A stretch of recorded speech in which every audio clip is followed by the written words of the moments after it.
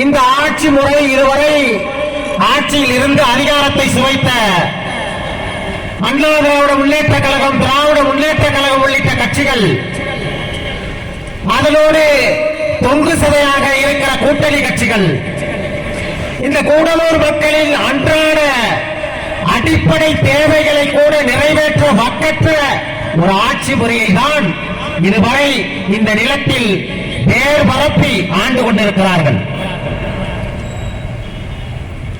எதற்காக நாம் தமிழர் கட்சிக்கு நீங்க வாக்கு செலுத்தணும்? இதுவரை கூடலூர் சட்டமன்ற தொகுதி முழுக்க இருந்த நில உரிமை சிக்கல், அந்த நில உரிமை சிக்கலை தொடர்ந்து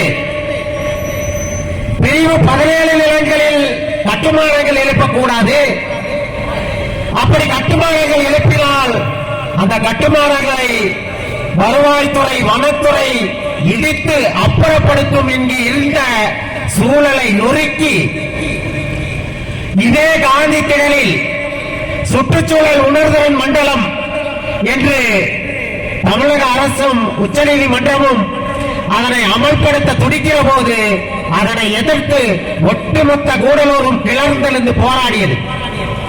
அப்படி ஒரு போராட்டம் இதே காந்தி திடலில் நடந்து கொண்டிருந்த பொழுது செம்பாலா பகுதியில் ஒரு வீட்டை அத்துமீறி கட்டியிருக்கிறார் என்று இடித்து தரைமட்டமாக்கியது வருவாய்த்துறை.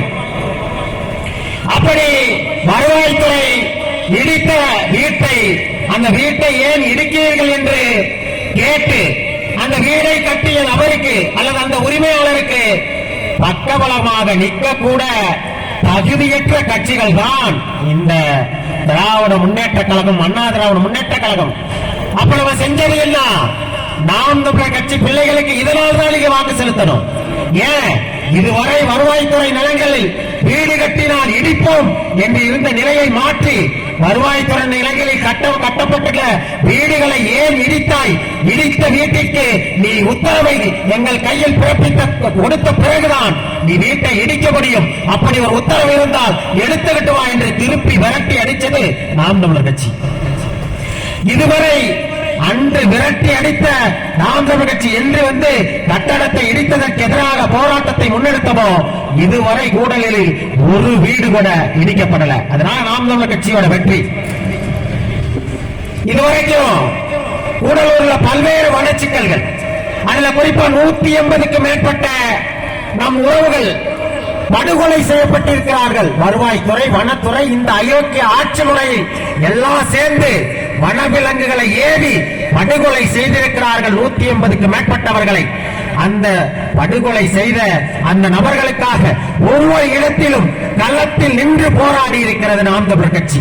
இப்ப எங்கேயாவது யானை அடிச்சு புலிதாக்கி ஏதாவது ஒரு மனச்சிக்கல் ஏற்பட்டால் எங்கே நாம் தமிழர் கட்சிக்காரன் வந்து விடுவானோ என்று பயந்து அந்த உடலை உடனடியாக அதிவிரைவாக அப்புறப்படுத்த துடிக்கிறது என்றால் இந்த மண்ணுக்கு நாம் தமிழர் கட்சி தான் தேவை. அந்த நாம் தமிழர் கட்சியால தான் அந்த கூடலூர் மக்களோட வாழ்வாதார உரிமை நிலைநிறுத்தப்படும். அடுத்து ஓவேலி சோதனை சாவடி. இந்த ஓவேலி சோதனை சாவடியில இன்னைக்கு வரைக்கும் அந்த ஓவேலி சோதனை சாவடியை தாண்டி நீங்க பொருட்களை கொண்டு போக கூடாது என்று ஒரு திட்டமிடலை வகுத்து அந்த பொருட்களை கடத்த ஒரு வாகனத்தில் கொண்டு போகும்போது ஒரு வாகனத்துக்கு இவ்வளவு கப்பம் கட்ட வேண்டும் என்று விலை நிர்ணயித்து ஒரு கப்ப தொகை தண்ட தொகை